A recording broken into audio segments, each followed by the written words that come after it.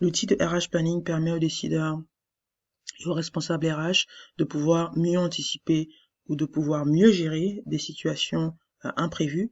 Donc ça peut être la crise du Covid telle qu'on l'a connue, qui était vraiment un scénario, une situation extrême, hein. Ça peut être aussi des scénarios beaucoup plus récurrents, par exemple l'absence d'un collaborateur, ou même des situations positives, hein, comme la mise en place d'une nouvelle unité de production qui entraîne derrière un fort besoin en compétences.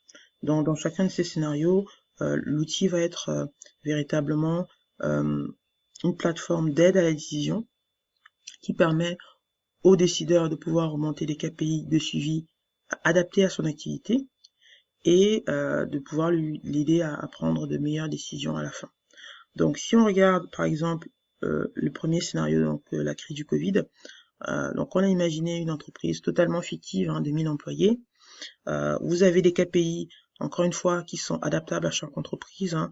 Nous, on en a sélectionné 5.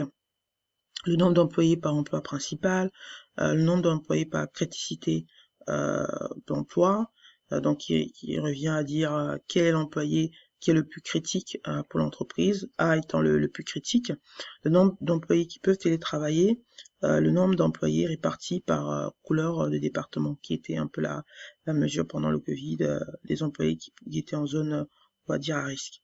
Donc si on clique par exemple justement sur les employés qui se situent dans les zones à risque, hein, qui était la zone rouge. Vous pouvez par exemple déjà identifier combien d'employés sont concernés, quelle est la répartition de ces employés-là par métier. Donc P, ça peut être par exemple commercial, H, ça peut être manutentionnaire. Voilà, vous pouvez imaginer l'ensemble des métiers représentés dans votre entreprise. A représente la criticité, donc le niveau le plus critique des offres des métiers. Donc par exemple là, vous avez 74 personnes qui sont associées à des métiers très critiques pour l'entreprise. Et vous avez le plus important, on va dire, c'est aussi leur capacité qu'ont ces employés de télétravailler ou pas.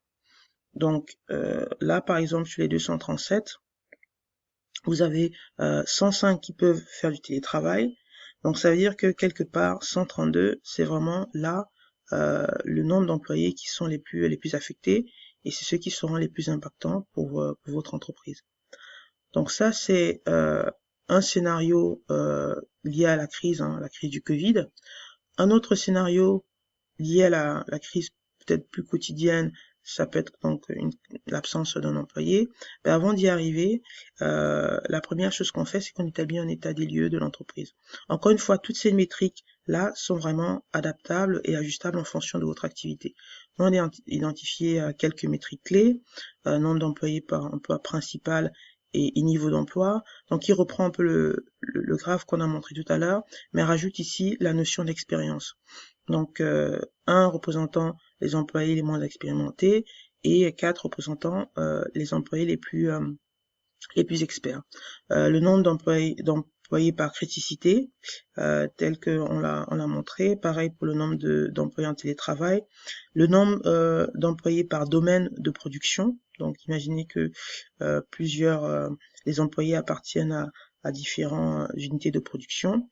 Et puis derrière, les employés par emploi principal, emploi secondaire. Donc, on peut imaginer par exemple une personne au niveau de la fonction commerciale qui a des compétences aussi dans la fonction comptable.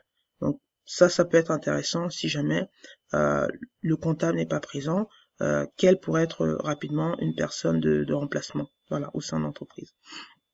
Donc, si on clique par exemple, là, je m'intéresse à l'emploi P, donc l'emploi de commercial. Voilà, donc là, vous pouvez voir déjà pour l'emploi de commercial, pour le premier niveau d'emploi, donc c'est des personnes, des jeunes diplômés par exemple. Vous pouvez voir aujourd'hui leur criticité.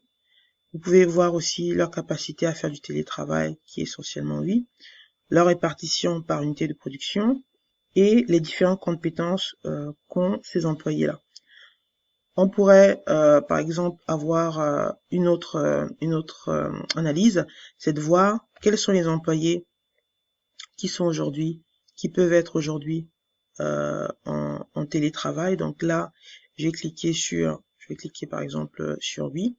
Donc là, vous avez l'ensemble des employés qui sont en télétravail, qui peuvent l'être, leur répartition par criticité et surtout par niveau d'emploi. On s'intéresse aux problématiques plutôt de remplacement.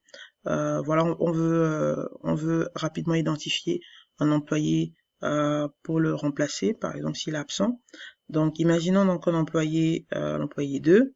Donc, il a un emploi principal qui est A. Il est basé sur un site de travail qui est X19.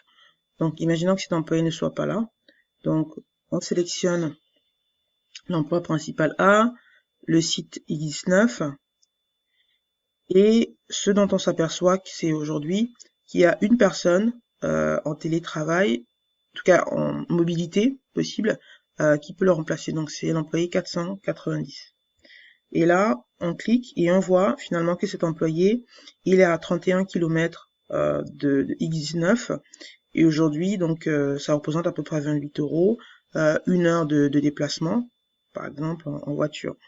Donc imaginons que cet employé, il n'était pas disponible. Donc ce à quoi on allait s'intéresser, c'est de se dire quels sont les employés avec la compétence A qui peuvent donc remplacer l'employé 2. Donc là, j'ai enlevé X9 comme critère, et là vous avez l'ensemble des employés qui peuvent aujourd'hui être présents.